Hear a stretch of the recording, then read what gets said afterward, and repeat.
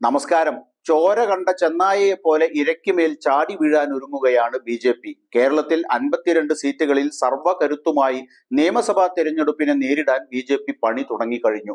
ഇതിനാവശ്യമായ തന്ത്രങ്ങൾക്ക് രൂപം നൽകാൻ പാർട്ടി ദേശീയ അധ്യക്ഷൻ JP നഡ്ഡ തന്നെ കേരളത്തിലെത്തുകയാണ്. അടുത്ത മാസം 9-ന് തിരുവനന്തപുരത്തെത്തുന്ന നഡ്ഡ ഒരുക്കങ്ങൾക്ക് ആക്കം കൂട്ടും.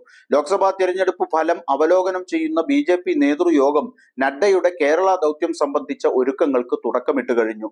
തൃശൂരിൽ സുരേഷ് ഗോപിയുടെ ചരിത്ര ജയം അടക്കം ലോക്സഭാ തെരഞ്ഞെടുപ്പിൽ കേരളത്തിലുണ്ടായ അനുകൂല സാഹചര്യം മുൻനിർത്തി പഞ്ചായത്ത് നിയമസഭാ തെരഞ്ഞെടുപ്പുകൾക്ക് ഒരുങ്ങുകയാണ് BJP.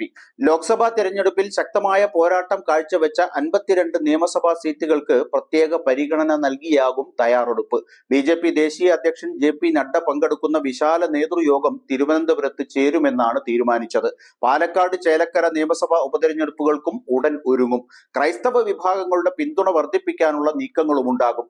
ലോക്സഭാ തെരഞ്ഞെടുപ്പ് അവലോകനത്തിന്റെ അടിസ്ഥാനത്തിൽ തിരുവനന്തപുരം ജില്ലാ നേതൃത്വത്തിൽ ഉടൻ അഴിച്ചുപണിയുണ്ടാകുമെന്ന റിപ്പോർട്ടുകൾ BJP സംസ്ഥാന അധ്യക്ഷൻ K സുരേന്ദ്രൻ തള്ളി. താഴെ തട്ടു മുതൽ സംഘടനാ തെരഞ്ഞെടുപ്പിന് ദേശീയ തലത്തിൽ നിശ്ചയിക്കുന്ന സമയക്രമം അനുസരിച്ച് മാത്രമേ കേരളത്തിലും നടക്കൂ എന്നാണ് അദ്ദേഹം പറഞ്ഞത്. തദ്ദേശ വാർഡ് വിഭജന നീക്കം അശാസ്ത്രീയമാണെന്ന് ചൂണ്ടിക്കാട്ടി നിയമ നടപടികളിലേക്കും BJP നീങ്ങുമെന്ന് സുരേന്ദ്രൻ അറിയിച്ചു. CPM-ന്റെ എക്കാലത്തെയും വോട്ട് ബാങ്കായ ഈഴവ, തീയ സമുദായങ്ങളുടെ വോട്ട് പാർലമെന്റ് തെരഞ്ഞെടുപ്പിൽ വൻതോതിൽ ചോർന്നതും അതിൽ നല്ലൊരു പങ്ക് നേടാനായതുമാണ് BJP നേതൃത്വത്തെ ആവേശം കൊള്ളിക്കുന്നത്. തുടർന്നുള്ള തെരഞ്ഞെടുപ്പുകളിലും ഈ നില തുടർന്നാൽ വൻ നേട്ടമുണ്ടാക്കാനാകുമെന്നാണ് BJPയുടെ കണക്കുകൂട്ടൽ. ഓരോ തെരഞ്ഞെടുപ്പിലും ക്രമാനുഗതമായി വോട്ടിംഗ് ശതമാനം ഉയർത്താൻ കഴിഞ്ഞതും BJPക്ക് പ്രതീക്ഷ പകരുന്നുണ്ട്.